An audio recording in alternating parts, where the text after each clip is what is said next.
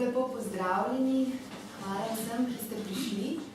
In danes je pravzaprav otvoritev še ene nove sezone pogovorov Povej mi, kaj bereš, povem ti, kdo si.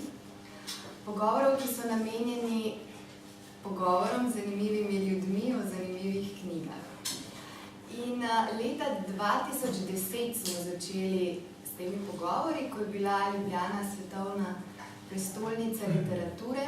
Na pobudo mestne občine Ljubljana se je to zgodilo. Takrat Trubarjeva hiša literature še niti ni bila odprta. Gostovali smo najprej v galeriji Kresija, tamle čez cesto in se potem preselili sem. In čisto prvi pogovor leta 2010, ne vem, je kdo od vas bil, je bil z mojo lastno materjo na željo. Tako da dejansko sem razmišljala o tem, da bi bile danes vloge obrnjene, ampak mislim, da tudi če tam sediš, bi se to znalo zgoditi.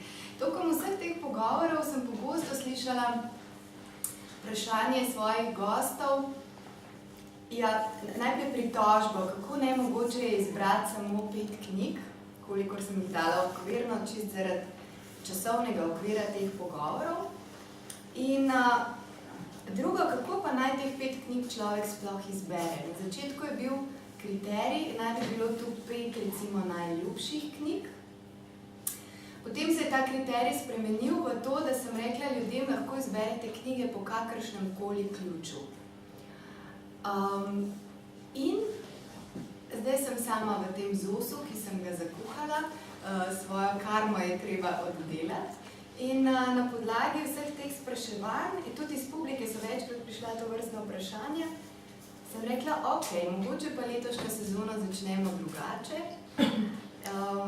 In da poskusim jaz izbrati teh 5 knjig, da se enkrat usedem na drugo stran in vidim, kako to izgleda. In kar sem ugotovila v prvi vrsti je, da je ta izbor res zelo na nek način arbitraren. Lahko bi bilo čist komod tudi 5 čist drugih knjig. In zelo odvisen verjetno od nekega trenutka. Hkrati pa se mi zdi, da se ponovno pokaže resničnost tega našega naslova Povej mi, kaj bereš, povem ti, kdo si. Kajti vprašanje, ki se zastavi, je, koliko se skozi ta izbor osebno razkriti. Jaz sem se odločila, da se kar bom in da bom izbrala zares tiste knjige, ki so me dobesedno oblikovale, me zaznamovale, s katerimi imam zelo globok notranji dialog in mogoče, recimo za Epikteta bi to predvsem rekla, s katerim bomo začeli. To mogoče ni knjiga, ki bi jo zdaj množično priporočala, da ljudje berejo in ob tem mislila, da boste tudi zelo uživali v branju. Je pa definitivno ena knjiga, ki me je zelo močno zaznamovala. In zdaj, ko sem gledala, kakšna je tudi rdeča nit teh knjig, so pravzaprav, z izjemo mogoče zadnje ameriške pesnice Mary Oliver, vse zgodbe ali pa pripovedi ali pa misli ljudi, ki so šli, katerih življenjska pot je na nek način bila zelo strma, mnogokrat tudi zelo trnova, ampak so ostali tokom te poti zelo izrazito zazrti v svetlobo. In bi rekla, da je to nekaj, kar jaz še nisem, bi si pa vsekakor želela biti. Velikokrat mi spodrsne na tem poti. Tako da lahko rečem, da te knjige danes niso Povej mi, kaj bereš, povem ti, kdo si, ampak Povej mi, kaj bereš, povem ti, kdo si, kdo bi rada bila. Oziroma, k čemu se ti zdi vredno stremeti.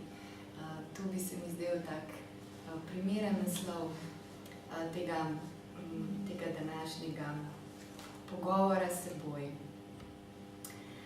Ampak kdo že kakšno vprašanje? Zdaj, da ne bom same izgovorila, bom še vas malo že vmes vključevala, tako da lahko že vmes mirno kaj vprašate, ker nimamo zdaj dveh ljudi, ki bi govorila. Ponavadi potem nadaljujem z vprašanjem našim gostom, ki je, ali so že od majhnega radi brali.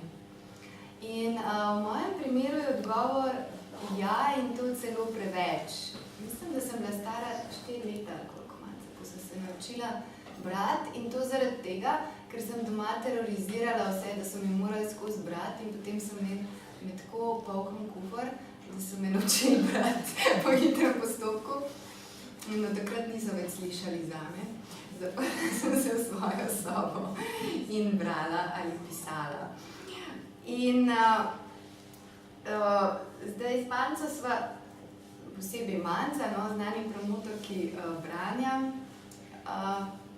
Manca sledi tudi Pavčkovemu motu, če ne bomo brali, nas bo pobralo. Mene je pa skoraj pobralo od preveč branja. Tako da se mi zdi, da je mogoče iti tudi v nasprotno smer. Eddie Hillesom, recimo, o kateri bom kasneje govorila, tudi piše o tem, da je zelo veliko brala in da je brala mogoče celo preveč. Da bi cele dneve samo brala, da ne bi počela nič drugega in na nek način je branje lahko tudi ne vedno samo zdrav pobeg od življenja. Zame je bil. Jaz sem nekako v družbi drugih otrok tudi nisem najbolj znašla in knjige so bile dobesedno moje najboljše prijateljice. In ne samo, da sem se s knjigami srečevala v svet knjig, odkrito povem, sem tudi bežala. Tako da me v bistvu tisto, kar bi se nekako bilo naravno, da se naučim v otroštvu, na nek način se mi zdi čaka zdaj. Tako da včasih rečem, da se mi zdi, da sem se rodila stara 100 let, zdaj se pa mlajšam. Tako da nekako, ko bom 80 ali pa 90, bom po mojem že prav prijetna družba in vas vabim na obisk. Zdaj sem pa nekako na stopni, če gremo od 100 nazaj, pa sem zdaj 35, tam glih tik pred penzijo, se mi zdi tako nekako, glih začetek, tako nekako je ena taka upokojenka, ki se še ni čisto odpočila od svoje službe. Tako da in temu primerno so bile tudi knjige, ki sem jih brala v bistvu že kot majhna, relativno zatežene. Zelo hitro se mi je zdelo, da moram jaz zelo pomembne in resne knjige brati, tako da sem si naredila sama domače branje. Že v osnovni šoli, tako kot recimo, potem smo ga imeli na faksu, ko sem študirala književnost, tako da sem recimo pri 13 letih šla na morje s Čarobno goro Tomasa Manna in nisem prav dosti razumela. In brala sem veliko razne literature, potem se mi je zgodilo, da že pri 19 letih sem na povabilo Andreja Blatnika začela sodelovati pri televizijski oddaji Knjiga mene briga. To povabilo je tudi prišlo zato, ker sem že v srednji šoli delala pogovore s pisatelji in sem enkrat imela Blatnika, ki se mu je zdel ta pogovor zelo fin in potem sem začela delati to oddajo in hkrati študirati književnost in filozofijo, tako da je bilo veliko branja spet povezanega s študijem, povezanega z oddajo, ne Katja, moja ljuba sogovornica. In nekako je branje postalo moj poklic in se spet samo brala cele dneve skoraj.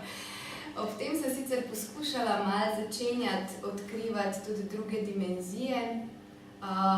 Predvsem sem tudi pozno v srednji šoli, pa začetek faksa začela zelo resno odkrivati jogo, azijske filozofije, meditacijo in te poti sta se nekako potem vedno bolj združevali.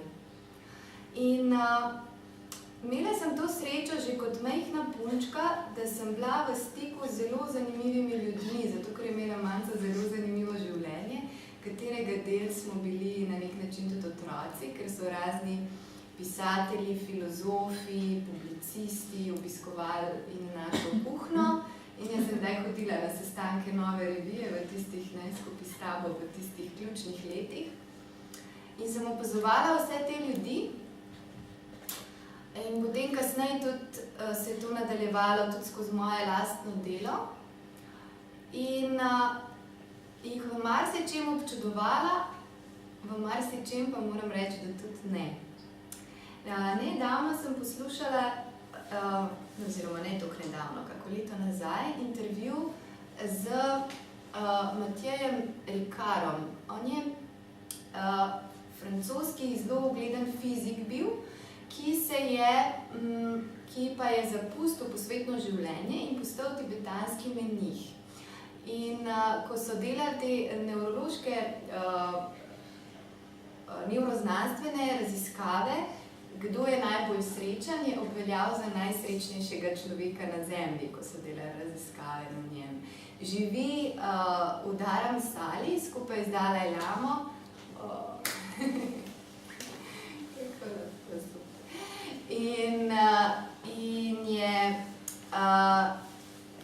In se posveča meditaciji in on je njegov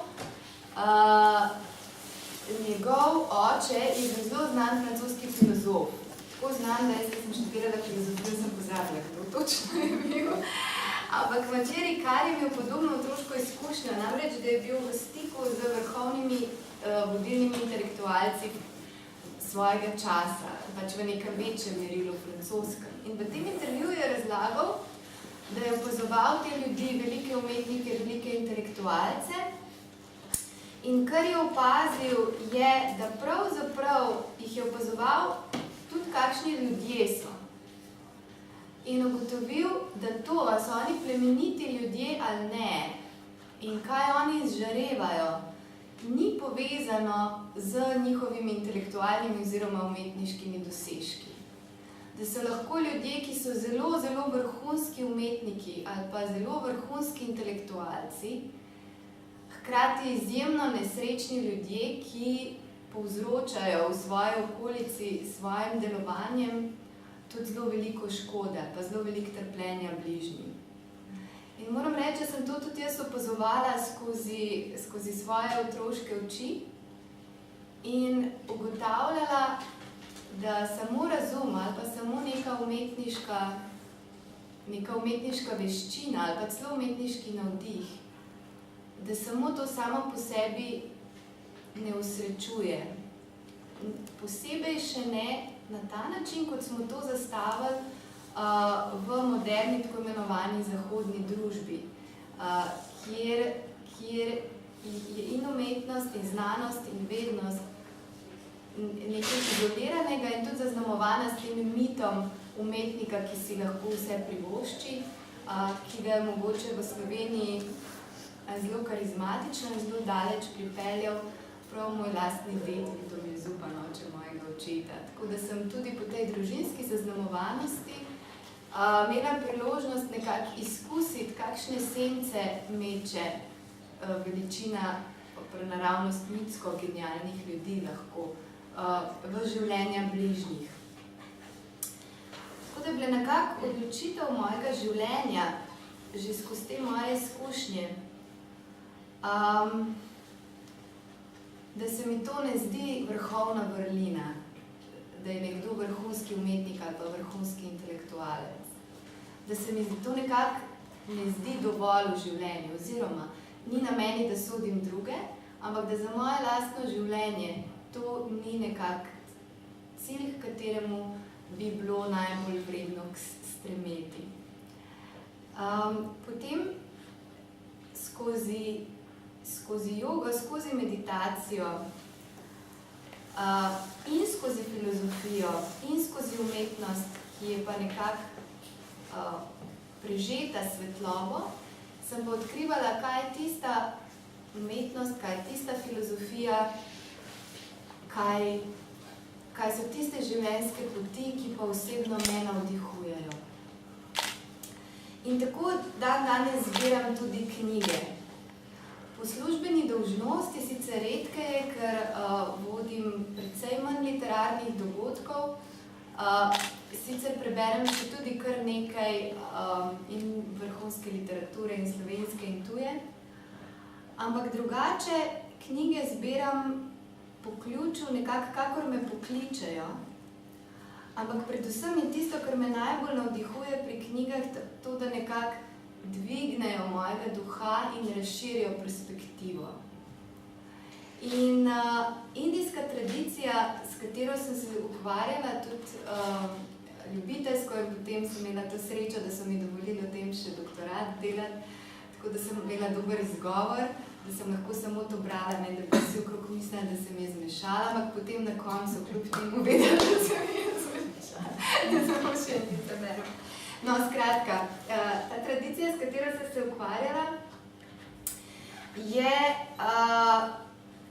v tej tradiciji velja, da se pravzaprav skozi, da se v besede naseli duh tistega, ki jih piše ali izgovarja, se pravi, in v umetnost nasploh, tudi v glasbo. Se pravi, da je umetnost, ali pa karkoli delamo, manj se tudi vedno pravi, vsak tekst je izdajalski, prežeta s tem, kar z našim notranjim duhovnim stanjem, recimo temu. In da tisti, ki nekaj bere ali pa pride v stik, se naleze duhovnega stanja ustvarjalca. Do neke mere, toliko, kolikor je on sam za to odprt, recimo temu. Se pravi, mi lahko beremo knjigo nekega depresivnega umetnika, ki je mogoče literarno vrhunska, in če smo nagnjeni k depresiji, kakor jaz gotovo sem, potem bomo potonili globoko v to brezno.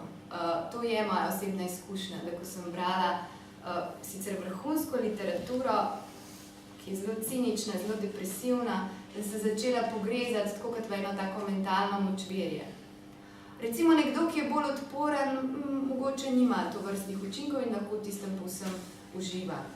Po drugi strani, če beremo neko literaturo, ki je prežeta z nekim svetlim navdihom, se na enak način lahko nalezemo te svetlobe. Seveda, če smo zanjo odprti. Marsikdo je zelo trdovratno odporen na svetlobo, tako da lahko prebere veliko zelo čudovite, navdihnjene duhovne literature, pa se ga ali je čist nič ne prime. Dokazi, to so ponovadi profesori, ki učijo.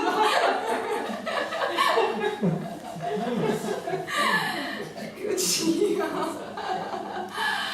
te vrhunske filozofije, ki so jih študirali.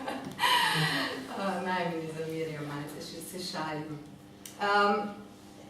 Kar me privede že mogoče k prvi knjigi. Šla sem študirati književnost in filozofijo. Nekako sta vzporedno tekli te dve stvari, ampak bi rekla, da je mogoče filozofija celo bolj moja, kakor književnost. Ampak filozofija v kakšnem smislu? Filozofija pomeni izvorno grška beseda pomeni ljubezen do modrosti.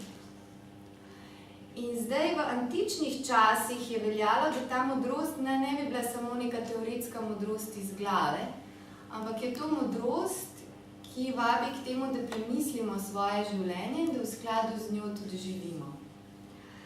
In eden takih modrecev, ki so me osebno zdijo zelo navdihujoči, je stoiški filozof Epiktet.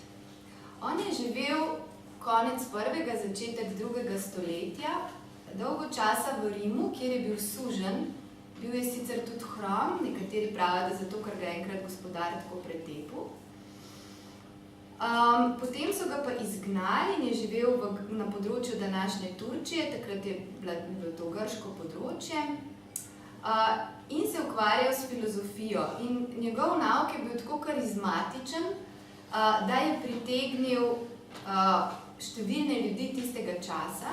In v slovenščini imamo prevod Braneta Senegačnika, Epiktet izbrane diatribe in priročnik. In ta beseda priročnik je prav posrečena, ker ti zapisi Epiktetovih predavanj, ki so jih naredili njegovi učenci, so pravzaprav res en tak antični priročnik za samo pomoč. Tako da antični self-help bi lahko temu rekli.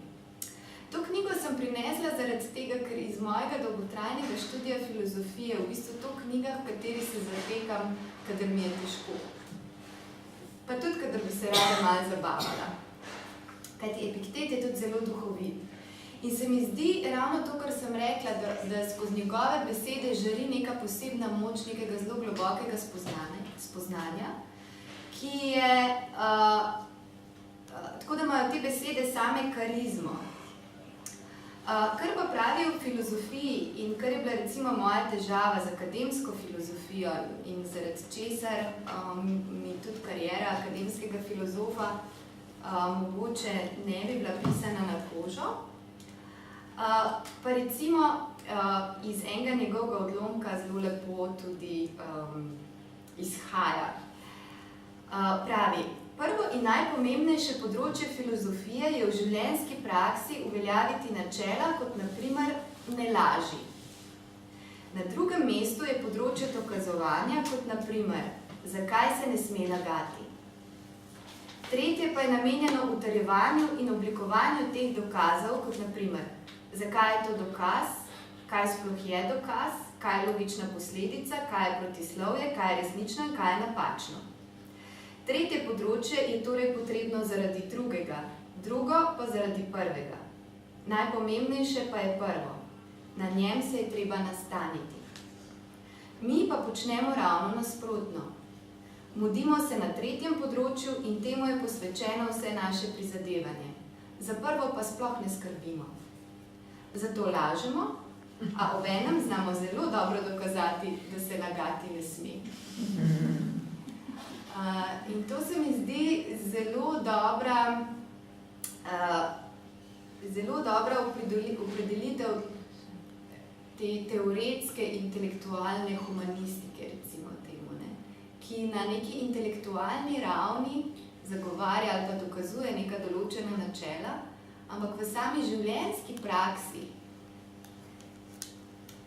pa to ne so ljudje takšni in drugačni, nekateri tudi zelo etično, ampak iz tega ne sledi še nujno, da je človek tudi etično pokončen. Medtem ko tisto, kar recimo je mene vedno navdihovalo in kakršni filozofi, modreci so me navdihovali, pa je bilo v bistvu modrost, ki prežema vse življenje. In zato so me v okviru filozofije najbolj zanimala področja, ki so pa v študiju filozofije najmanj ugledna. Zdaj, če hočeš biti ugleden filozof, je treba se posvečati ali nemški klasični filozofiji ali pa psihoanalizi v Sloveniji. Zdaj, psihoanalizi najboljš. Če hočeš biti pa popolnoma neugleden, se pa zaljubiš v filozofe, v modrece, v katere sem se jaz. In ti je garantirano, da te bodo vsi zasemojhovali, tokom celega študija nikoli ne boš mogel postati prevzeten in nikoli ne boš mogel dobiti stolčka, ki bi bil zelo ugleden in to te v življenju marsičesa odreši, tako da sem zelo hvaležna tem filozofom. Torej, moja ljubezen so bile azijske filozofije, kitajski filozofi, indijski filozofi, islamski filozofi tudi. Helenistična filozofija, stoiki, kiniki, bom še nekaj povedala o tem, kamor sodi tudi Epiktet. Torej, ljudje, ki se jim očita, da niso bili tako zelo teoretsko podkovani, ampak za razliko od drugih filozofov so se pa trudili živeti to, kar so učili. In pa še nekaj srednjeveške filozofije. Tako da sama področja, ki so resnično zelo nepopularna dan danes, ampak so meni ogromno dala in sem zelo hvaležna, da imamo na okviru študija filozofije v Ljubljani sploh možnost se z njimi srečevati v takšni meri, kar ni samoumevno. In Epiktet je prišel k meni na ta način kot študijsko gradivo enkrat in me je v bistvu že takrat strašno očaral in sem napisala eno dolgo seminarsko nalogo tudi o njegovi filozofiji svobode. Vrnila bi se pa še na eno zgodbo, ki mi jo je dedek povedal, ko sem bila še zelo majhna in me je tako očarala, da je v meni pustila pečat v bistvu, kaj je filozofija in zakaj bi bilo s filozofijo se sploh vredno ukvarjati. Ta zgodba je pa o kiniku Diogenu, mnogi med vami jo zagotovo poznate, ampak jo bom povedala še enkrat. Mislim, da smo tudi v srednji šoli imeli to zgodbo. O srečanju kinika Diogena, filozofa Diogena, v stari Grčiji in pa Aleksandra Velikega. Kinik Diogen se je, tako kot je veljalo tudi za indijske modrece, odpovedal vsemu imetju, vsemu družbenemu ugledu, vsemu skratka, za čimer si ljudje ponavadi prizadevajo, in živel v sodu, zelo srečno in zelo svobodno. In menda je prav njegov zgled, to, da je bil Diogen tako žareč in tako karizmatičen, v bistvu vlekel ljudi k njemu. In nekega dne se Diogen sonči veselo pred svojim sodom in pride Aleksander Veliki, njegov učitelj Aleksandra Velikega je bil pa sam Aristotel, v tistih časih so imeli politiki še dostojanstvene učitelje. In pride Aleksander Veliki in ker je vendarle imel nekaj te filozofskega spoštovanja do velikih filozofov, pravi Diogenu, karkoli želiš, ti dam, resnično spoštujem tvojo filozofijo. In Diogen pravi, kralj, stopi mi sonca. In to se meni zdaj, ta arhetip, zgodba me je že kot majhno punčko očarala, ampak danes, če pomislim nazaj, zakaj me je očarala, v bistvu se mi zdi, da je to tisto, kar filozofija lahko je, ali pa kar bi morala biti, da si zasluži ime filozofija. Da se sonči v luči spoznanja, in ko pride posvetna avtoriteta, kakršnakoli oblika posvetne avtoritete, posvetne moči, nekoga, ki predstavlja ugled, moč, oblast, in ponudi filozofu karkoli, filozof, če je pravi filozof, reče, stopi mi sonca. Taka filozofija je seveda nevarna. Nevarna je bila v vseh časih, in kar so veselo počeli v antiki, je, da so te filozofe likvidirali po tekočem traku. To se je zgodilo med drugim tudi kot očetu zahodne filozofije, Sokratu, ki so ga obsodili na to, njegov znani izrek sigurno poznate, vem, da nič ne vem. Ta izrek se pojavi ravno v okviru sojenja. Namreč sodili so mu zato, ker so ga atenski politiki obsodili tega, da kvari mladino. In Sokrat se je zagovarjal, v bistvu samo zagovarjal svoje vrednote, ampak tokom tega pride na dan tudi to, da je Delfsko preročišče povedalo, da je Sokrat najmodrejši med vsemi živečimi ljudmi. In Sokrat pravi, kaj bi lahko bil edini argument za to, da je on najmodrejši. Pravi, sem popolnoma brez modrosti. Ampak edino, kar me dela najmodrejšega, je to, da se tega zavedam. Vsi ostali filozofi mislijo, da me kivejo. Jaz pa vem, da nič ne vem. In zato zaradi tega vedenja sem najmodrejši med vsemi. Ko so ga obsodili na smrt, je to obsodbo sprejel z lahkim srcem in potem so tudi zapisi iz tega, kako je popolnoma mirno popil strup in kako je on tolažil svojega ječarja. Namreč medtem, ko je bil v ječi, je ječar se zelo navezal na njega, ker Sokrat je bil taka sijajna družba in potem je ječar bil zelo nesrečen, da ga bodo zdaj usmrtili in je Sokrat tolažil svojega ječarja. Potem je mirno spil strup trobelike in umrl. In to je zelo znana antična zgodba, ki kaže v bistvu to, kaj je rezultat resnične filozofije. Da je človek veder in miren in moder pred najtežjimi življenjskimi preizkušnjami, notranje pokončen. In Epiktetova filozofija je v celoti zgrajena na tem, poskuša nas navdihovati k temu. Kot rečeno, je bil Epiktet sužen pa še hrom. In zato mogoče ni naključje, da je bila njegova tema svoboda, kako biti svoboden. In Epiktet je ugotovil, da je sredi tega, da je hrom, torej omejen telesno, sredi tega, da je sužen, torej omejen na vse možne načine, se lahko počuti popolnoma svobodnega. In hkrati tudi popolnoma srečnega. Zakaj?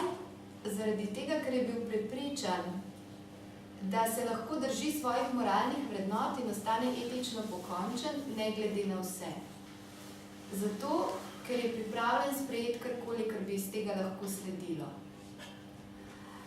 In zato pravi, v bistvu je smisel njegove filozofije, kaj je svoboda. Svoboda je v tem, pravi Epiktet, da človek skrbi za tisto, kar je resnično v njegovi moči in da se ne obremenjuje s tistim, kar ni v njegovi moči oziroma kar je zunaj njegove moči. Ohraniti telo pri življenju je zunaj človekove moči. Zato, ker smo vsi smrtni in druge sile življenja in tudi drugi ljudje imajo na nek način možnost posegati v življenje našega telesa. In zato pravi Epiktet, ni vrhovna vrednota ostati živ, vrhovna vrednota je živeti plemenito. Tega pri tem pa nas nihče ne more ovirati, če si sami tega ne pustimo. Nekdo nam lahko zagrozi, da takrat so bili te tirani zelo aktualni. V Epiktetovem času je bil Neron glavni, tako da to ni bil človek, ki bi si ga želeli imeti na glavo, če ste filozof. Ampak Epiktet je rekel, vse, kar lahko naredi, je, da me obsodi na smrt. Ne more pa od mene izsiliti, da bi jaz ravnal neetično, da bi ravnal neplemenito. In precej Epiktetovih zanimivih odlomkov recimo govori o teh rečeh. In pravi, ampak zato, da bi človek ostal resnično etično pokončen sred najtežjih okoliščin, seveda se pa zato treba uriti. In temu urjenju se v grščini reče askeza. In to je bilo urjenje v filozofiji skozi askezo. Se pravi, da bi človek lahko ostal plemenit, da bi lahko negoval svoje vrline, ne glede na okoliščine, je potrebnega veliko urjenja. V tem je smisel filozofije, v tem je smisel askeze. Bom pa prebrala nekaj odlomkov, da mogoče zaslišite malnega o tonu. Govori o nekem gospodu Agripinu, ki je bil očitno zelo moder in je tako tudi živel, čeprav se v njem ni ohranilo praktično nič. Ampak zase je rekel, jaz nisem samemu sebi v napoto. In tako, tudi ta Agripin je imel seveda zato težave z oblastmi in tako so mu naznanili. V senatu ti sodijo, kar je lahko pomeniti, da ga bodo mogoče obsodili na smrt. In Agripin povsem mirno odgovori, vso srečo senatorjem, a zdaj je ravno 5. ura in ob tej uri imam navado telovaditi in se potem okopati v mrzli vodi. Pojdimo torej na telovadbo. In mirno gre Agripin na telovadbo in ko je potelovadil, pride nekdo k njemu in mu pove, obsojen si. In Agripin mirno vpraša, na izgnanstvo ali na smrt? In pravijo, na izgnanstvo. Fino, kako pa je torej z mojim premoženjem? Niso ga zasegli. Potem pa pojdimo v mojo podeželsko rezidenco na zajtrk. To pomeni biti resnično izurjen v tistem, o čemer naj bi se človek uril, pravi Epiktet. In pravi tudi zase, recimo, če bi ga kdo obsodil na smrt. Umreti moram, ali pa če bi recimo se mu zgodila huda bolezen. Umreti moram. Če že tale hip, dobro, tedaj pač umiram. Če pa šele čez nekaj časa, bom pač zdaj le zatrkoval, ker je čas za to. Potem, ko bo prišla ura, pa bom umrl.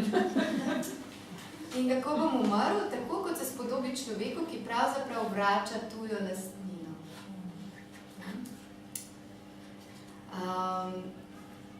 In potem, tako živeti seveda radikalno, je zelo težko. Jaz pravim, da so te ljudje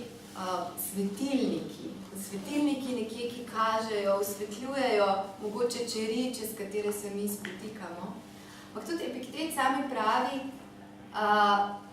da mora vsak sam pri sebi preudariti, kaj se mu zdi, dokot se mu zdi vredno iti pri tem negovanju plemenitosti.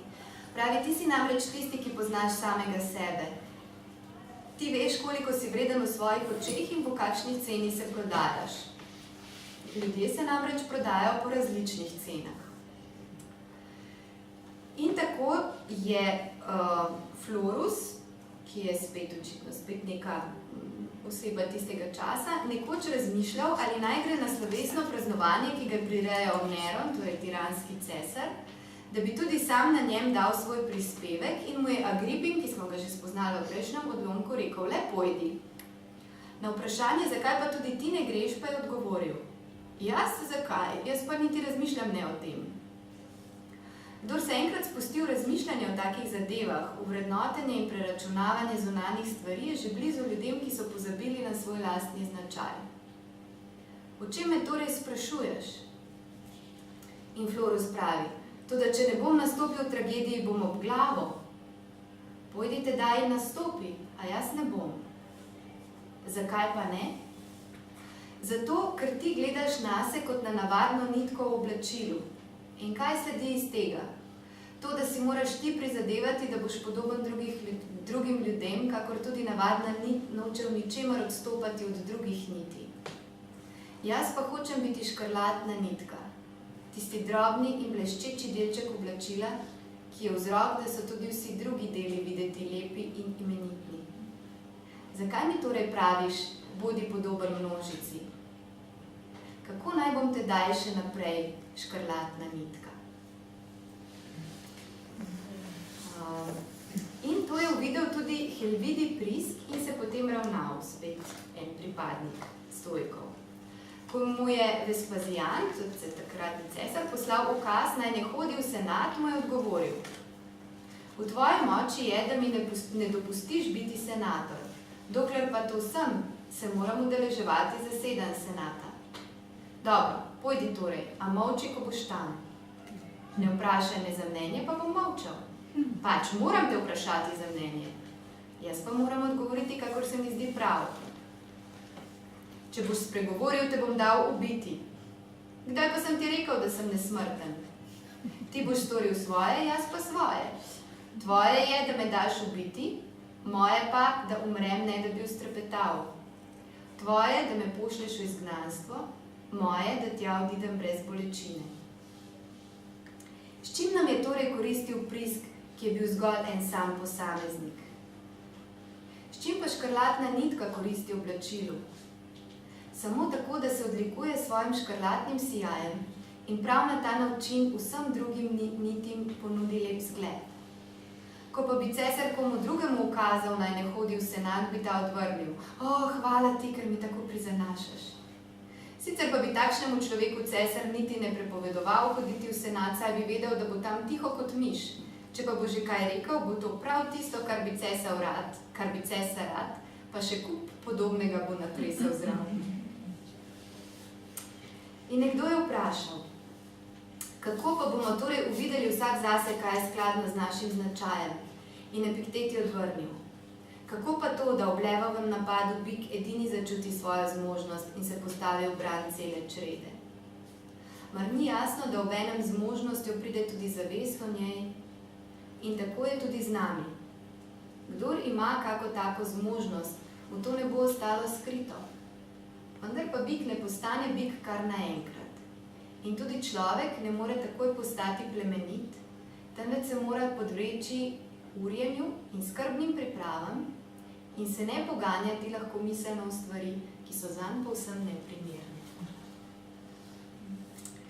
Zelo veliko imam še odlomkov, ampak to bi lahko trajalo zelo dolgo. Tako da mogoče zaenkrat dovolj Epikteta, tako da dobimo, malo okusa ste dobili, ne? In Epiktet je bil hkrati tudi zelo notranje veren. Zdaj, Bog, o katerem on govori, ga včasih imenuje Zeus, včasih pa ne vem točno kako, se negačnik je prevedel previdnost ali pa nekdo drug, ne vem točno kako je bilo to v originalih. Ampak vsekakor je verjel, da je vse urejeno na podlagi recimo temu te višje zavesti. In kar mi je zelo zanimivo, zame osebno, je spoznavati ta globoka, bom rekla temu mistična občutja različnih teh modrecev in iskalcev iz različnih verstev, različnih religij, različnih časov. Zdaj, sama beseda Bog je beseda, ki jo jaz osebno uporabljam zelo sramežljivo oziroma je rajši ne. Ampak pravzaprav zaznamuje večino teh knjig, ki so danes tukaj. In pri Epiktetu zelo izrazito nastopa tistih odlomkov, zdaj sicer ne bom brala, ker smo že teh dosti. Zagotovo pa je beseda, mimo katere ne morem pri naslednjih 2 ali pa mogoče 3 knjigah celo, mojih ljubih tudi 2 notranjih, ne bom rekla sester, no, to bi bilo mogoče prepotentno, duhovnih vodnic, bom tako rekla. Ena je pesnica in mistikinja Lala, kašmirska mistikinja iz 14. stoletja, in druga je Eti Hilesum, judinja, ki je umrla v Auschwitzu v vrenju 20. stoletja. Ampak pravzaprav je pa to, kar oni dve obe doživljata kot Boga, na nek način zelo sorodno. Zdaj, tudi moje osebno notranje občutje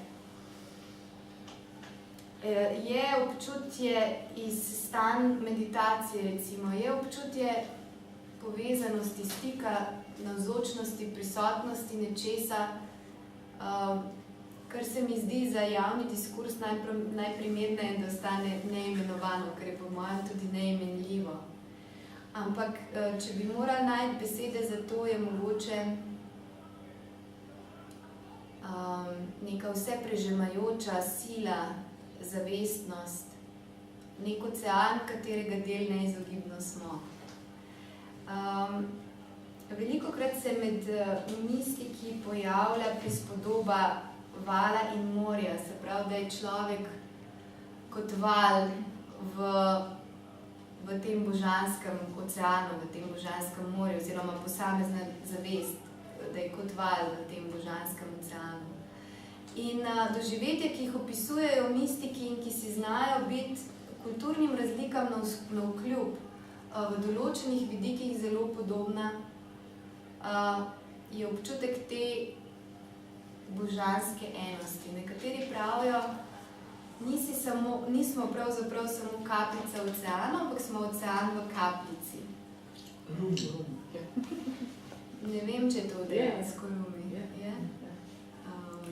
Zdaj, pod rumijevimi citati velikrat so stvari, ki niso rumi, zato sem jaz malo previdna s tem.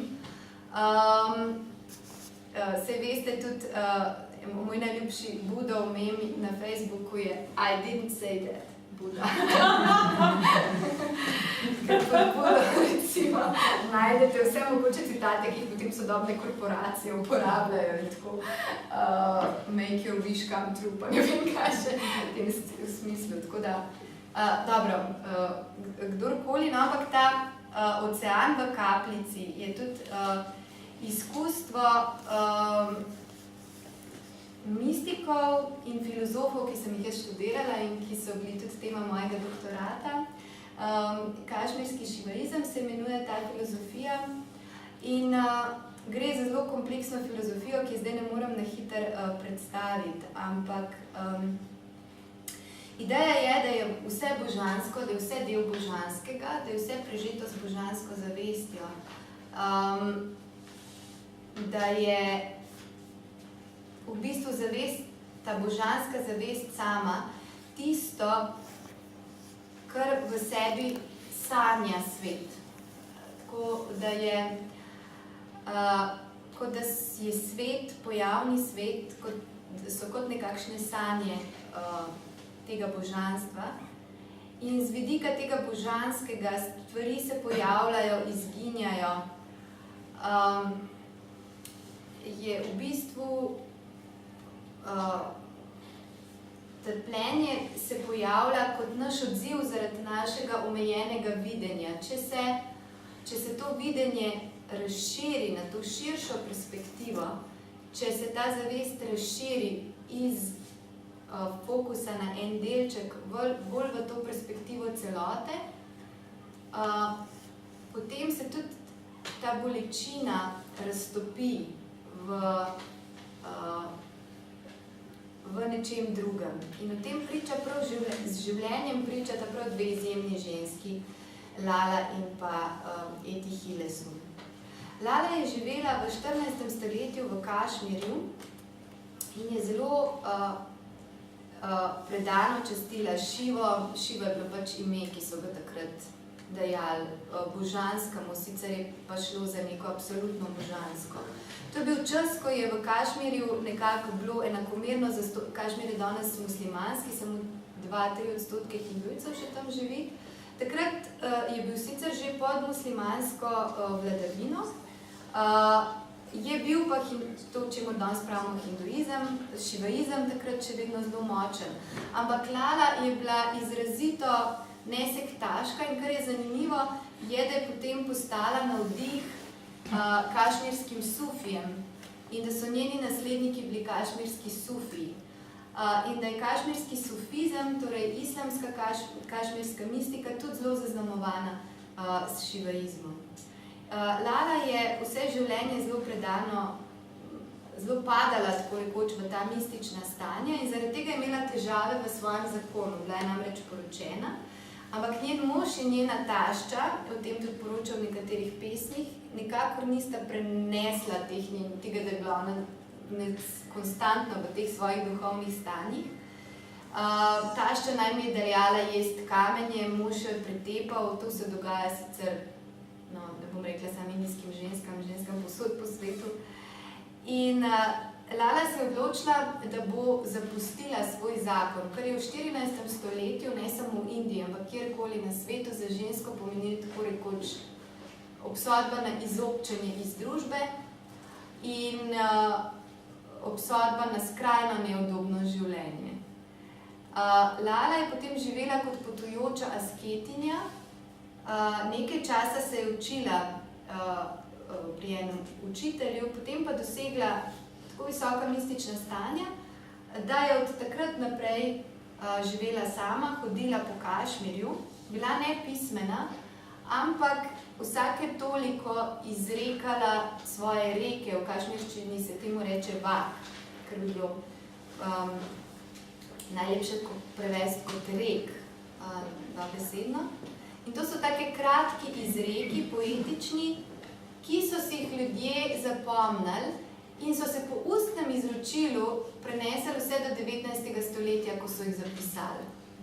Kar je pomenilo, kakšno moč so morali imeti te izreki in kakšno duhovno moč so jim pripisovali ljudje, da so se prenašali 500 let.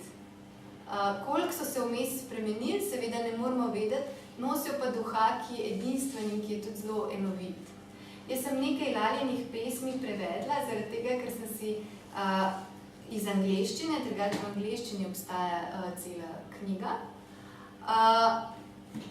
Zato, ker sem si želela v bistvu, da bi tudi moja mama imela dostop do njih in sem ji enkrat to prevedla in izbor Lalinih pesmi za njen rojstni dan in je v bistvu še zdaj lastnica edine natisnjene zbirke Lalinih pesmi. Občasno pa sem že tudi priredila take večere, kjer sem par takih izrekov njenih tudi prebrala. In zdajle vam bom mogoče samo ene parih, samo mečkan za okus. Ona je živela kot romarka in pravi: ko se enkrat odpraviš na romanje, se ne moreš ustavljati, da bi upeha nalovila dih. O, duša moja, sprijazni se s tem. Zazreti se moraš vase. Odpraviti se na romanje je, kot bi se zaljubil v sveže zeleno oddaljenih trav.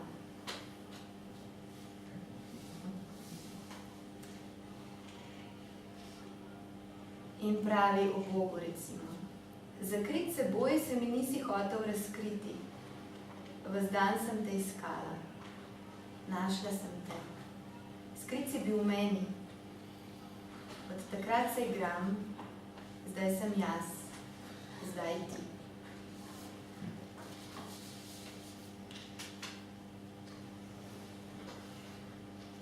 Ko sem očistila umazanijo z ogledala duha, so me ljudje prepoznali kot ljubimko Boga. Ozrla sem ga tako blizu, uvidela. On je vse, mene ni.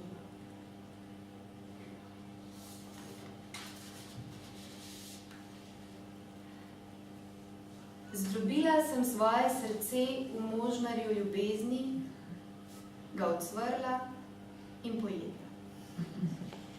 Ob tem sem ohranila mirno kri, a verjemi, nisem vedela, bom preživela ali ne.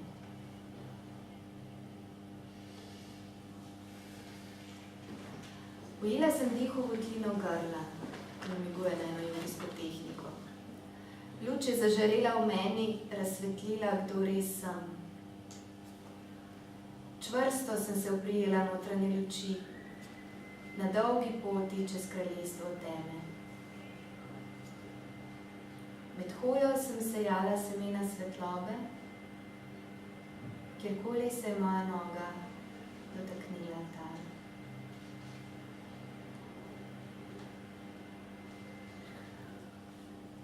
Vsaj 1000-krat sem prosila učitelja, naj praznini nadene ime.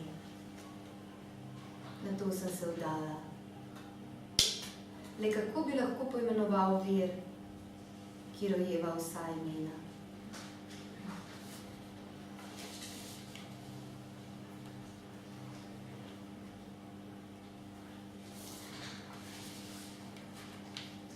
Česar skoli se lotim, bom dokončala, a rezultati niso moja skrb. Obdrži nagrado, karkoli počnem, je daritev božanskemu duhu. Kamorkoli grem, ohranjam lahkoten korak.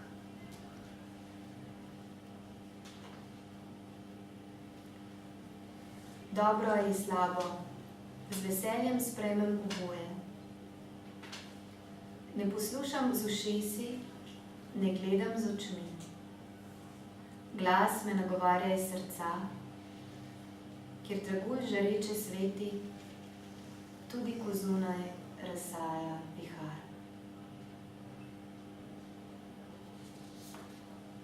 Mogoče sem še eno. Ali pa dve. Ker so me naučile knjige, to sem živela.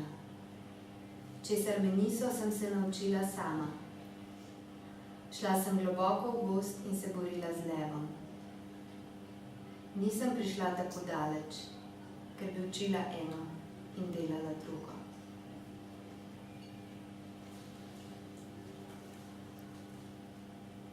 Ne misli, da mi je do slave. Nikoli mi ni bilo do užitkov in nagrad. Vedno sem jemala zmerno. Kako dobro poznam lakoto in žalost in Boga.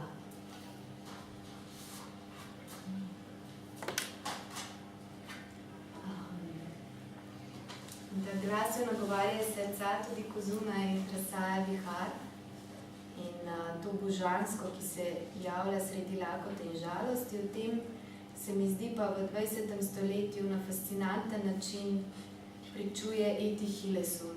Pri 27 letih jo je ujela vojna vihra in to je potem rezultiralo v tem, da je v par letih, kakor lahko spremljamo njene dnevnike, končala najprej v prehodnem taborišču koncentracijskem Westerbork, umrla pa potem v Auschwitzu. Ampak priče so pričale, da je vse do konca, vse svoje življenje, se pravi vse čist do smrti, ohranjala neizmerno notranjo luč, ki je sijala in razsvetljevala vse naokrog. In iz koncentracijskega taborišča je E.T. pisala: Ni mi do tega, da bi postala kronist grozodejstev. To bo počelo dovolj drugih. Pa tudi kronist senzacij nočem postati. Hočem prebivati v žarišču tistega, kar se zdi ljudem najbolj strašno, da bi tudi od tam pričevala, kako je življenje lepo. In če lahko nekdo sredi koncentracijskega taborišča vidi, doživlja življenje kot lepo, potem si rečem, kadar se uspem zbuditi iz svojih muh, ki mi letijo po glavi, res nimam izgovorov. In pravi tudi,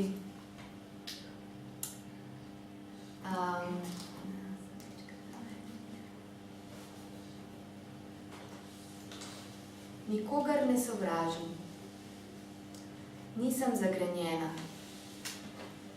Ko se začne v srcu razcvetati ljubezen do vsega človeštva, se poslej samo še razrašča in širi v neskončnost. Tako da, ko jo pride recimo Gestapo iskat, ona opisuje, kako do tistega mladega gestapovca ne čuti sovraštva, ne čuti jeze, ampak ga gleda v njegovi človeškosti in čuti sočutje. In njen duhovni mentor tudi pravi, da je pravzaprav tudi Jud, ki je tudi umrl, mislim, da ga je Gestapo ubil, ali pa tudi v taborišču umrl, no se je pač nekaj od tega, je rekel, če že pravimo, da je treba ljubiti svoje sovražnike, je zdaj odličen čas, da to tudi živimo. Potem bi morali verjeti, da je možno te besede tudi uresničiti. In tudi, da če bi obstajal vse zgodovini samo en človek, ki jih je to dovolj. V bistvu je res neverjetno. Vseh strahot, grozodejstev, ki jih je zmožno človeštvo, ampak če vse zgodovini obstaja samo en človek, ki lahko sredi koncentracijskega taborišča reče, da ni zagrenjen, da lahko z ljubeznijo gleda na svoje učitelje in vidi življenje kot lepo, potem mislim, da je to svetilnik lahko za vse človeštvo. Zato, ker je to potencialno tudi v nas. In hkrati pa njen boj, kot pravi Eti, ni bil boj navzven. Ona ni bila aktivistka. Njena narava, kot bi rekel, Epiktet, ni bila taka. Bil je boj navznoter, boj z vsem, kar je, kot je ona razumela, preprečevalo to, da bi uspela čutiti ljubezen in mir, ves čas ljubezen in mir. Ampak pravi zase, najbrž sodi med tiste ljudi, ki bi po brodolomu raje še malce lebdeli na morski gladini, na hrbtu, s pogledom uprtim v nebo, potem pa vdano in z molitvijo na ustih zdrsnili v globino. Ne morem iz svoje kože. Moji boji se odvijajo v notranjosti. Spopadam se z lastnimi demoni. To, da bi se sredi množice prestrašenih ljudi bojevala proti podivjanim ledeno-hladnim fanatikom, ki nas hočejo iztrebiti, ne, kaj takega mi zares ne leži. Ampak pravzaprav me ni strah, celo neverjetno mirna sem. In ker pričajo te njeni dnevniki, je v bistvu me spomnila na nekaj, kar je menda pogosto govoril Vitomil, to mi je povedal moj oče, in sicer naj bi govoril slabše, boljše. On je bil v najboljši koži tudi v zaporu in od tam imamo celo nekaj njegove naravnost mistično navdahnjene poezije. Na nek način, in manj za tebe govoril tudi včasih, da je bil najbolj svoboden v zaporu in da je pogrešal zapor tudi v zunine. In tudi Eti pravi, da z velikimi tegobami se laže spodpada kot s 1000 majhnimi sitnostmi vsak dan. In na nek način njeni dnevniki pričujejo o tem, kako to strahotno trpljenje, ki se je zgrnilo nad njo in na druge, kako je za njo imelo na nek način duhovno očiščujočo moč. Na začetku je njen dnevnik še poln takih ukvarjan z malenkostnostmi, recimo. Vedno bolj, ko gre proti koncu in na koncu, ko piše že iz Westerborka, iz Auschwitza, pa ni več mogla pisati, vedno bolj je njeno pisanje prežeto svetlobo, se pravi, bolj gosta, ko je tema okrog nje, bolj brezupnih okoliščinah, ko ona je, bolj žari naravnost ta njena svetloba tudi skozi vse, kar ona piše. Skratka, Eti se je resnično zgodilo vse, česar se mi nekako najbolj bojimo. In sredi tega je lahko videla svetlobo, je lahko videla lepoto. In to se mi zdi eno tako čudovito sporočilo za vse nas, kaj šele potem, kaj šele, če imamo to srečo, da nismo v koncentracijskem taborišču. Ne? In pravim, da življenje je lahko smiselno celo v nesmislih, ki se porajajo v njem.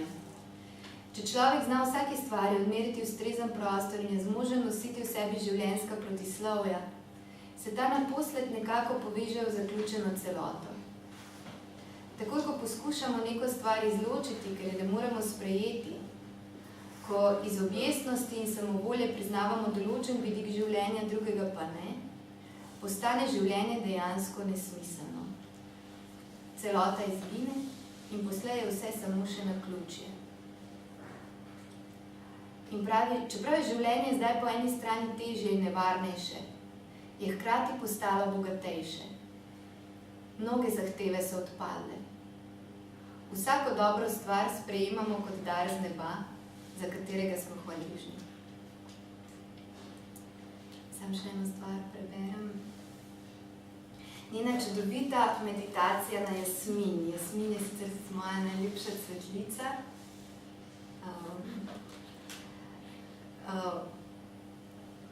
In opazuje Jasmin, to je bilo kratek čas, preden se odpeljali v taborišče in pravi: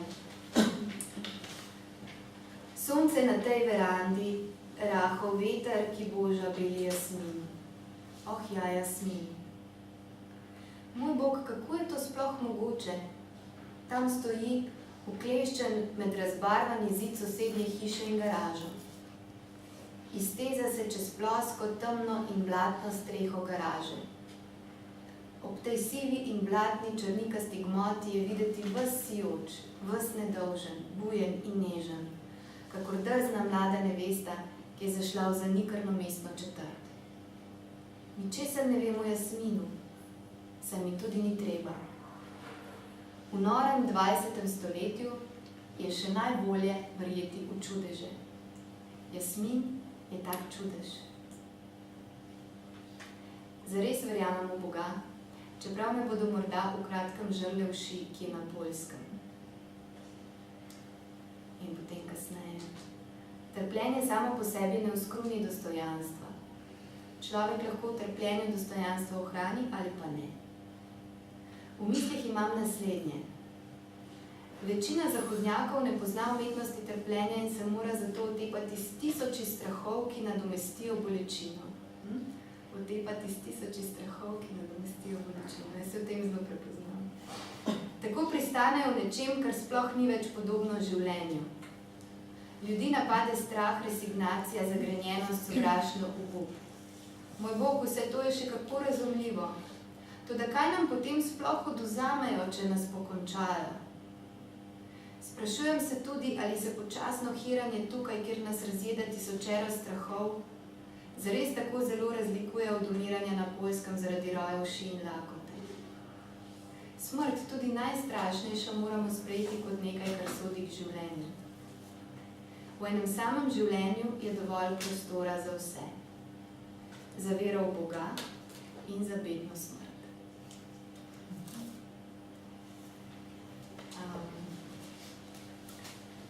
In ob njej, in ona pravi, vse življenje ostaja borka, torej za to ljubezen do soljudi, za katero se je treba boriti, to da ne v politiki ali stranki, ampak v sebi, pravi. In to me spomni še na eno meni zelo ljubo anekdoto o tibetanskem menihu, ki je po dolgih, po 20-letni kitajski ječi, kjer so ga močno mučali, prišel iz ječe in so ga v intervjuju vprašali, česa se je med mučenjem najbolj bal.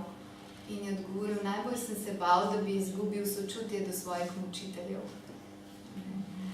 Ker v tem pogledu ne so obstajajo ljudje, ki so tako močno uspeli ostati zavezani tej absolutni ljubezni, absolutni svetlobi, lepoti, čudenju, kot pravi, najbolje verjeti v čudeže, temu opazovanju Jasmina ki se dviga ob steni,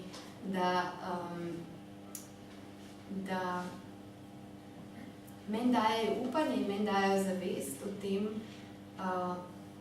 kaj je tudi možno znotraj človeškega. In zato se mi zdi, da čeprav ne gremo po takih radikalnih, čeprav naše življenje, upam, se ne bo zasukalo v take hude ekstreme, pa vendar nas mogoče lahko zavedanje vsega tega, kako so ljudje ohranili to izjemno veličino sredi takšnih okoliščin, opomni na to, da lahko tudi mi ne samo zdržimo, ampak cvetimo v vedno večji plemenitosti in pokončnosti iz dneva v dan, in da je to nekaj, k čemur je vredno stremeti. In zdaj primemo k naslednji knjigi, ki je zame zelo pomembna. In sicer je to nenavadna knjiga. Bom povedala najprej, kako je prišla do mene. Potem imamo še avtorje tukaj, ki se mi pridružijo, lahko predstavljam.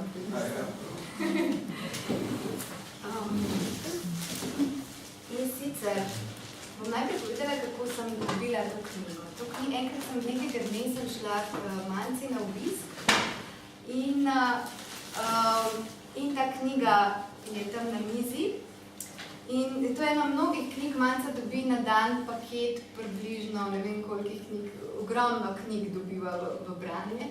In jaz včasih toliko polistam, zdaj veliko knjig izide v samozaložbah in tako ljudje si zelo želijo, da bi kdo prebral, promoviral, napisal kaj lepega v njihovih knjigah.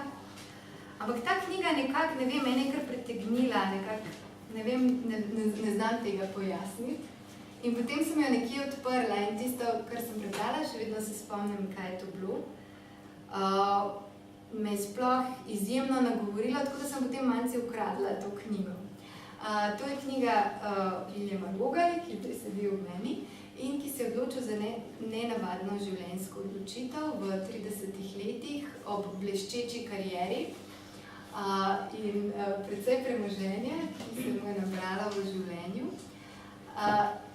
Se je odločil narediti to, kar se večinoma mi bojimo. Večinoma si ne upamo živeti iskreno, hoditi po svojih poteh, zato ker se bojimo, če že danes ne Nerona in tiranov in ne, da bi pristali v koncentracijskem taborišču, pa se bojimo, da bi izgubili službo, izgubili premoženje, se znašali v neugodnih materialnih okoliščinah, v skrajnem primeru na cesti. Vili se je odločil, da na to pot stopi sam, boš potem več povedal o tem. Ampak ne na kakršnokoli pot, ampak pot, ki je zasidrana v duhovnem, v romarski naravnanosti. In romanja danes postaja tudi sicer vedno bolj popularna, ampak posledično tudi vedno bolj komercialna na nek način. Vedno bolj mogoče predvidljiva, medtem ko Vili stopi onkraj vsake predvidljivosti. In ravno vse te knjige, o katerih sem govorila, se mi zdi, da so mi tudi nekako zaradi tega, ko sem odprla Viljevo knjigo, se mi je to zdelo, kot da stopam v domač svet. Proučevala sem dolga leta za doktorat indijske romarje in askete in kar naenkrat sled Slovenije je asket, ki stopi na tako pot, kdo pa je ta človek. Potem so se z Viljem tudi srečala, moram reči, to je ena najlepših srečanj sploh in sem zelo hvaležna za tvojo prisotnost v mojem življenju. In bi mogoče zdaj kar tebe povprašala, kaj bi povedal o tej svoji poti, mogoče tudi spoznanjih svoje poti. Ampak za začetek, kako se je tvoja pot sploh začela? Kaj se zgodi, da od znotraj pride impuls, da na tako pot stopiš, da te taka pot pokliče? Se pravzaprav ne veš, čemu slediš, ne? Tebi so pokazani koraki, nikoli pa ne cilj. Jaz si recimo v tistem času niti približno ne bi predstavljal, da bom tukaj kdaj sedel, ne? Pa da bi recimo napisal kakšno knjigo, ali pa recimo, da bi me sploh še kdo poslušal, ne? Moja recimo vizija tistega časa je bila približno ta, da bom nekje pod enim mostom, pač preživel neko svoje življenje, ki mi je ostalo, ne, in probal to življenje do maksimuma izživeti. No. Ker jaz druge variante nisem videl, ni bilo to neka realna varianta, da bom jaz še kdaj nazaj prišel. Ne. In jaz sem na nek način tudi tako naredil, da sem vse požgal za sabo, ne, se v bistvu nisem več mogel vrniti, ne, v ta svet, ki sem ga živel, tudi med drugim sem se ločil, ne, denar sem stalov, tudi diplome in tako naprej so šle v ključ, ne. In potem sem jaz dejansko se odprl samo še tej poti, ki mi je ostala, ne. Ta pot je bila pa načeloma na cesto. Ne. In potem sem jaz realno tudi potem večino časa naslednjih, recimo to je zdaj malo več kot 10 let, ne, večino časa sem potem tudi realno preživel na cest, ne, sem pa potem še vedno hodil, ker so mi starši vabili nazaj, ker jim je bilo težko in tako naprej, pač na dopust domov, ne, in sem potem več mesecev bil pri starših na leto, pa tudi kakšni skupnosti, torej jaz sem na nek način sem oživel v sodobnem času neko podobo srednjeveških beraških romarjev, no, če to tako gledam, ne. In če te svoje poti gledam, sem enkrat v bistvu, to sem enkrat razmišljal, da večina teh prostorov, kjer se jaz ustavljam, to so recimo kakšni samostani, cerkve bile, so načeloma že takrat obstajali, ne, torej jaz sem dejansko padel nazaj v tisti čas, ne. In jaz sem dejansko potem tudi komu nek čas posvečen molitvi, ne, ki je bil zame vedno bolj pomemben, kot pa tisti čas, ko sem ga v bistvu prehodil, ne. Tako da vedno sem ljubosumno iskal prostore, kjer sem bil lahko sam, ne. In tudi načeloma nisem iskal kakšne družbe ljudi, torej v bistvu ni bilo to neka preferenca, čeprav na nek način se je potem tam moje življenje vendarle postavil na neke normalne temelje, ampak načeloma ni bilo to več nekako v moji moči, to je bilo v bistvu tako rekoč višja sila, ne. In tudi ta knjiga je bila višja sila, to v bistvu ni bil nek projekt, jaz sem to svoje življenje v resnici zljubil, ne. Torej življenje na cesti je čudovito življenje in mislim, ga priporočam vsakmu, ne. Če vam kdaj postane težko, ker kot te recimo budistični demoni, ne, imajo tako v bistvu podobo nekega demona, ampak v resnici zadaj je pa Bog, ne. In tako se v bistvu Bog tudi v našem svetu vedno predoča kot nekaj, kar je dejansko absolutno antipatično, grozeče in tako naprej, ne. Recimo v krščanski mitologiji obstaja Jezus, ki hodi preoblečen v smrdečega berača, ne, po hišah in ga moraš ti prepoznati, ne. V indijskih mitih tudi se bogovi preoblačijo. Torej vedno v bistvu nikoli to ni neka lepotica, ne, neka Pamela Anderson, ampak je vedno neka grozno bitje, ki ponare iz Transbergerov, ne, in potem, ko dejansko se mu prepustiš, se ti pa potem ta božanska sfera razkrije, ne, in to recimo tudi ta pot, ne. Dejansko jaz sem na zunaj ves čas hodil kot beraški romar, torej nekdo, ki je ves čas nekaj potreboval, na znotraj sem se pa počutil kot totalen kralj, ne. In ti vsi samo strežejo, kdorkoli ti pride na pot, ti nekaj prinese, nihče ti nič ne odnese, ker ti pač načeloma ni nekaj, ne.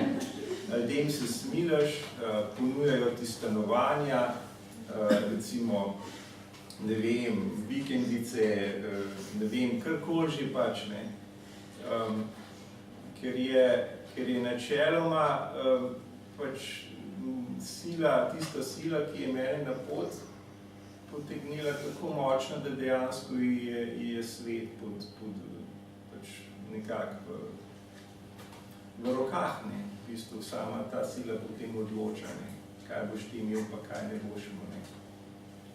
In tako nekako sem jaz potem se po nekem naključju, pravzaprav je bila stvar taka, da jaz sem pač meditiral, ne, in se mi je pač nekako notranja jasnina zakrila, ne, za nekaj časa in jaz sem iskal rešitev nazaj v tisto jasnino, torej jaz sem zdaj bil v temi, ne, in ko sem iskal nazaj tisto rešitev, ne, torej v bistvu tisto notranjo jasnino, sem opazil, da je ta v bistvu tema, ki se je pojavila dejansko nekaj, kar bo treba napisati, ne.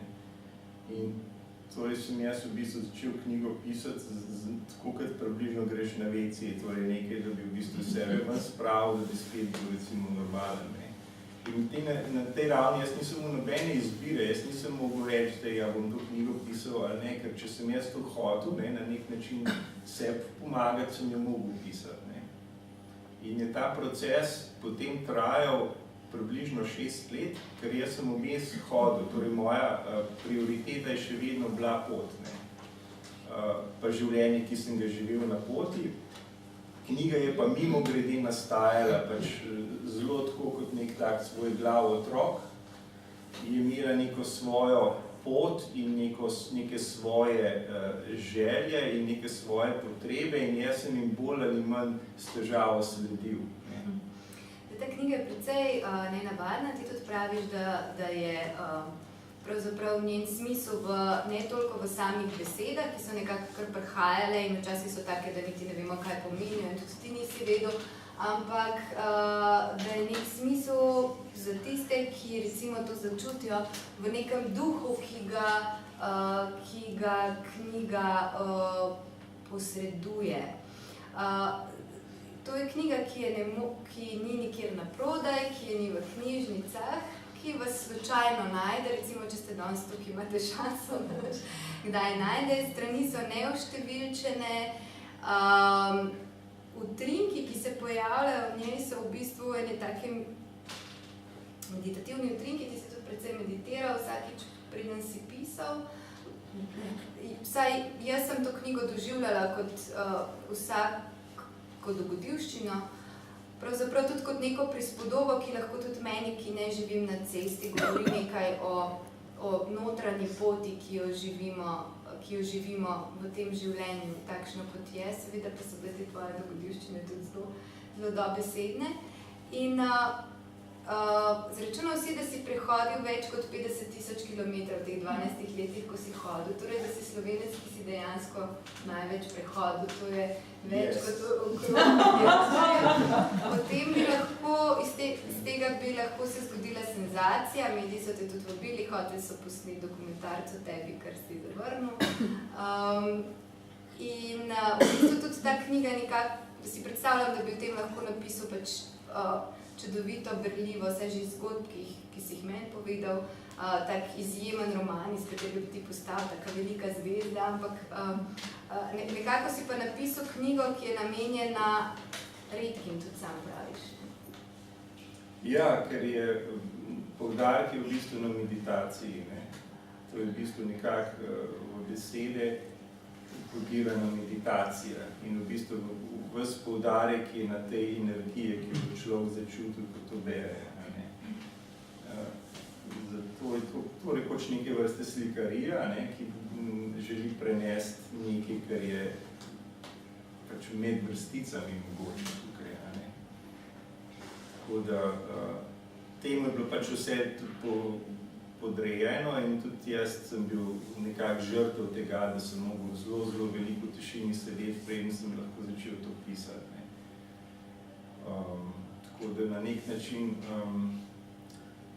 to ni knjiga, ki jo bereš zato, da bi nekaj izvedel, ampak zato, da te nekam potegne.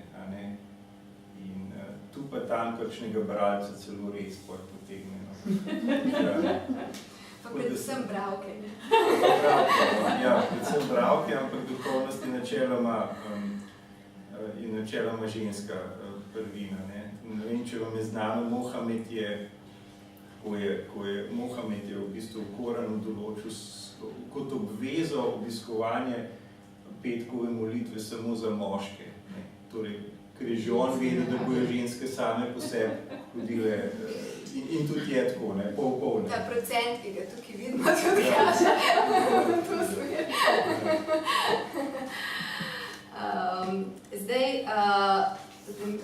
imamo malo mečkan omejen čas, ampak predavanje, lahko si ogledate zanimivo tudi na YouTubeu iz TEDxa, kjer pa zaključiš s tem, kaj bi pravzaprav lahko bilo sporočilo tvojih poti za slehernico, slehernika, da tako rečem. Da pravzaprav princip tvojih poti in tvojega življenja je podobno, čemur je sledila tudi Eti Hillesum in čemur so sledili ti ostali, ki so bili danes v naši družbi. Torej, nenehno povezovanje s srcem, s tem notranjim glasom in sledenje temu notranjemu vodstvu. In tvoja izkušnja je kakšna v zvezi s tem? Da če temu slediš, se zgodi kaj? Ja, predvsem je to, da je to v bistvu dnevna praksa, ki se nikoli ne konča.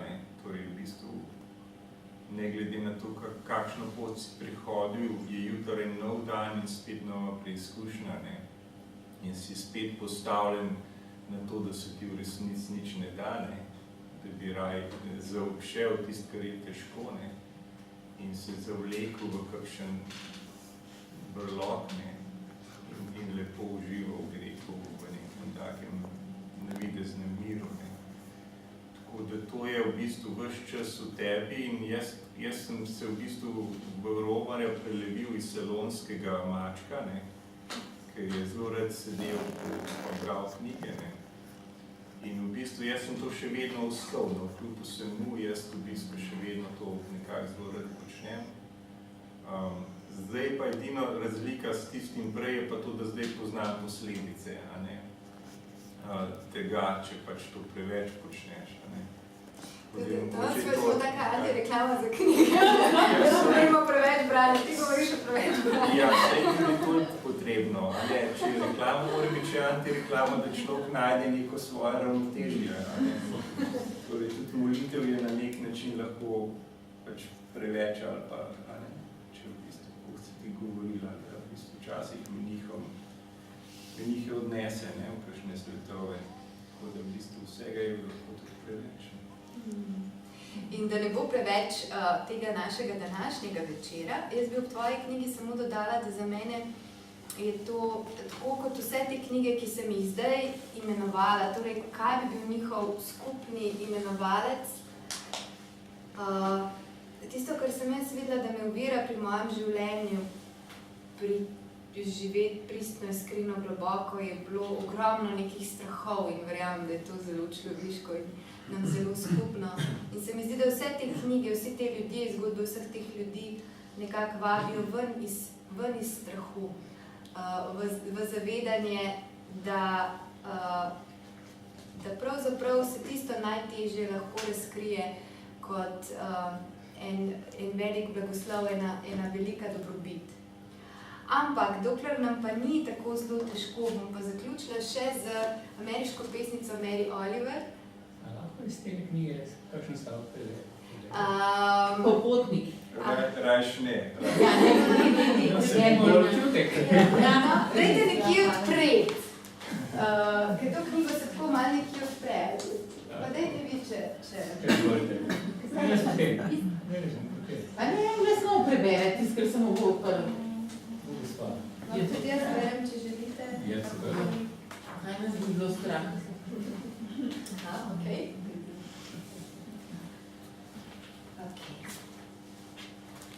Moram celo, ker vlijeva poglavja so cela faza prebrati. Jaz sem to brala tako celo poletje letošnjo, da sem vsak dan prebrala eno, pa zdaj že to parkrat. Sprejeti nepričakovano. Biti gostitelj vsemu, kar ti življenje prinese na pot. Kakor tej majceni čebeli, ki je ravno kar pristala na moje postelji in tam nepremično ostala. Dovolj dolgo, da je dočakala ščepec sladkorja, s katerim se ravno kar masti. Biti gostitelj, a bi to ti bral, veš? Ne, da je ti končal. Biti gostitelj ni bilo pogosta vloga v mojem življenju, sploh pa zadnjih nekaj let ne. Četudi se to izjemoma še kdaj pripeti, kakor na primer to jutro, je to moje gostoljubje ves čas v senci ugotovitve, da sem celo kot gostitelj v resnici le s gostiteljstvom pogoščeni in da torej delim dobrine, ki mi pripadajo po darovih drugih. V danem primeru posteljo in sladkor mojih staršev. Modri, izkušeni ljudje nas ves čas opominjajo na to, da smo ljudje na tem svetu le gostje, začasni obiskovalci.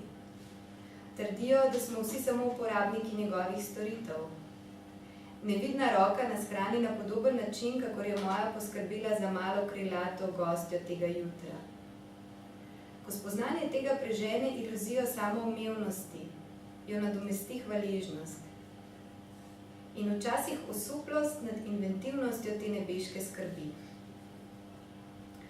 Ko sem se ondan prebudil v betonski cevi sredi deževno razmočenega gradbišča, sem analiziral oskrbo s prenočišči lakajske službe nebesnih postav. Spominjal sem se neverjetno pestrega paketa prenočevanj, kot mi ga vedno znova ponujajo poti brez načrtovanj. Velikokrat mi ni bilo dano, da bi telo položil na posteljo. Zato pa sem spal že na travi, na snegu, na lesu in na betonu, na slami in na koruznih storžih, na kartonu in na listju. Edino v Irhovini še nisem spal, a slekel sem si budnosti marsikje drugod, kjer ponavadi spanje ni najbolj običajno. Seveda pa je zato tam bolj atraktivno. Če obstaja plačilo za to načelno zastonsko obliko nočevanja, to zagotovo zahteva po pozornosti. Ko ležiš na gradbenem odru 10 metrov nad nočnim vrvežem ulice, je potrebna budnost, da se ne skotališ navzdol. Enako velja v primeru, ko si nekdo drug prisvaja prostor, v katerem ležiš. Takrat je na mestu pripravljenost za pobeg. To spanje z napol odprtimi očmi je nedvomno skupna značilnost takšnih noči in zdi se, kot da bi za nebeščane nekaj veljala samo budnost in še kvečemu polsen, nikakor pa ne med ljudmi opevan sladki spanec nedolžnih duš. Mar ne govori prav o tem Gilbranov prerok, ko ljudi poučuje, da noči niso namenjene spanju, marveč bedenju? Je mar spanec res le luksuz neozaveščenih ljudi? Bog Hipnos, spanja vladar, se je sicer med zemljani uspel najti številnih častilcev, a ne pozabimo, da ne biva na Olimpu, ampak v odročni votlini brez vrat na pol poti v Had.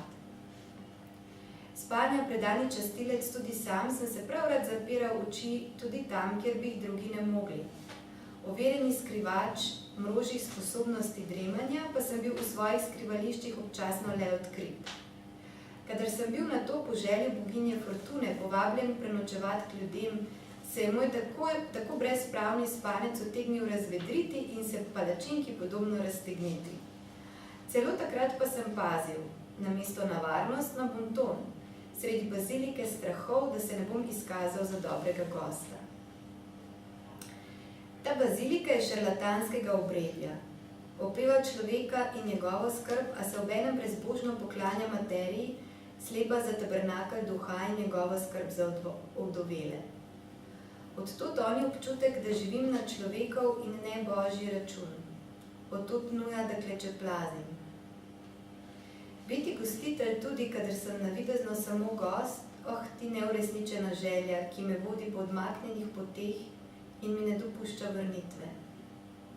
Nazadnje ljudi, kjer vlada sen globoke izmenjave in odpovedi. Sem to prebrala, zelo rada spim. To, kar želiš. Tako da, zdaj pa reči čisto za konec. Še ameriška pesnica Mary Oliver, ki pa se ni izbrala radikalne poti, je pa radikalno zavezana poetičnosti življenja. In je v bistvu ena redkih pesnikov, čigar stanja duha se z veseljem nalezem. In ker smo zdaj ravno brali o poti, bi mogoče prebrala eno njeno, ki ima naslov prav Pot. In govori o tem, kako je zapustila v bistvu svoje družinsko ozadje, ki jo je precej vleklo navzdol in nas mogoče navdihuje k temu, da vsak od nas stopi na svojo edinstveno in pristno pot, ne glede na to, kakšna je.